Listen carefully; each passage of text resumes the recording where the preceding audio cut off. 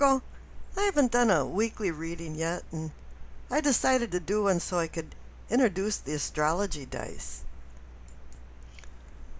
I pulled 3 cards, and they're not in any particular order like past, present, or future. And then the 3 astrology dice are up in front of the cards. Now the black die on the left represents the zodiac signs. The one in the center is planets and also lunar nodes. And the one on the right is the houses. Now you can think about this as like a game where you have a personality, a plot, and a place. Like the Clue game, Colonel Mustard with the knife in the conservatory. I'm going to first do a regular reading with the 3 cards, and then I'm going to do a combined reading with the cards and the dice. So in essence, you're getting a tarot reading and a horoscope at the same time. Now for your cards, you receive the 8 of Wands, Death, and the Ace of Cups. Gosh, I can't count how many times I've seen that Death card recently. I think a lot of people are flushing things out. Getting rid of beliefs and emotions that are no longer serving you. They don't have an advantage in your life, and they've just been kind of hanging around. And nobody seems to be making a decision to get rid of them, so the cosmos is making this decision for you. It's time for a rebirth. Things are changing, and I know Virgos have been resisting change. You seem to be getting that 4 of Pentacles cards all the time, and you were relieved of that in this reading. But the 4 of Pentacles is about hanging on to something, and I know you have been doing that persistently in the past. But now it's saying, no, it's exploding, and everything's going into outer space. And now you're going to start regaining yourself.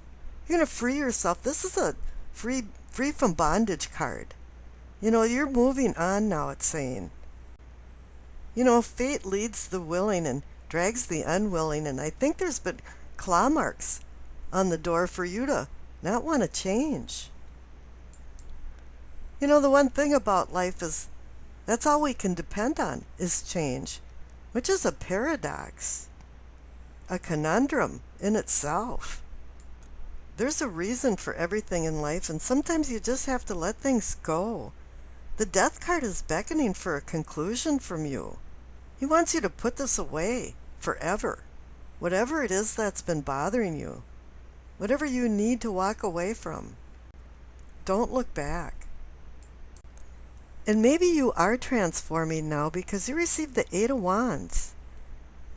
And this card has a lot of levels to it. It's, a hazy miasma is lifting, and you're starting to see things with clarity. Things are moving along in your life where it hadn't been. An immovable mountain is now movable now. Doors of opportunity are swinging open. It can indicate journey, and sometimes a journey of the mind. It can indicate swift, unfolding events, and really the cadences of our life, kids growing up, us getting older, and the challenges that we have to deal with change. So this is an excellent card to get with the Death card. Now it's saying you're rolling along and you're changing in a very positive way. Now let's jump over to the Ace of Cups, saying now that it's giving you a new beginning, the promise of a new beginning for deeper emotional bonds and more harmonious emotional relationships. And this can be on multi-levels too. It doesn't have to be a love affair. It can be with family and friends, or maybe just more congenial interactions with co-workers and neighbors. But as I recall, you Virgos have received this Ace of Cups cards quite a few times in the past. And I like to say that you love to be loved, and you're seeking for the right type of love. And now it's saying that there is some blessings coming.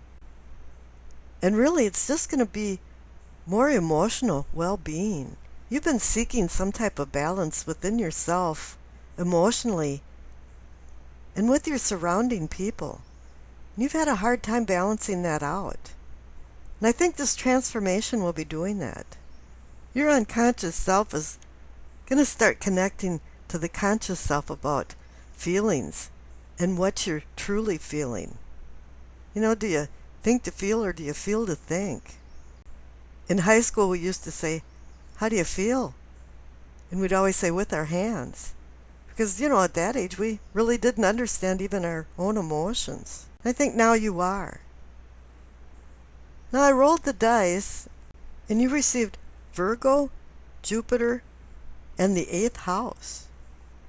So you received your own zodiac sign. So this is a double dipping here. It's saying that there's going to be more power involved in this reading between me doing this for Virgo and you receiving the Virgo die. It's kind of funny, I've noticed in these readings that there's been a lot of connections like that, or else, you know, Aries would get the Emperor card or something. But here I'm connecting the Death card with the 8th house. Because the 8th house rules Scorpio, and it is about death and transformation. But another thing that jumps out at me is also Jupiter. The largest planet and the most expansive natured planet in our solar system seems to be toying with your mind, especially with regards to the 8th house concerning death and transformation. That's why the Death card did show up. The Death card received a cosmic invitation to your party. He might be an unwanted guest, but he'll straighten things out in your house and bring sudden transformation to you. And that's why you received the 8 of Wands. The redeeming feature of this reading is that you're getting a second chance in love with the presence of the Ace of Cups. Although you might not think this, that old blessed cup can herald even new business beginnings.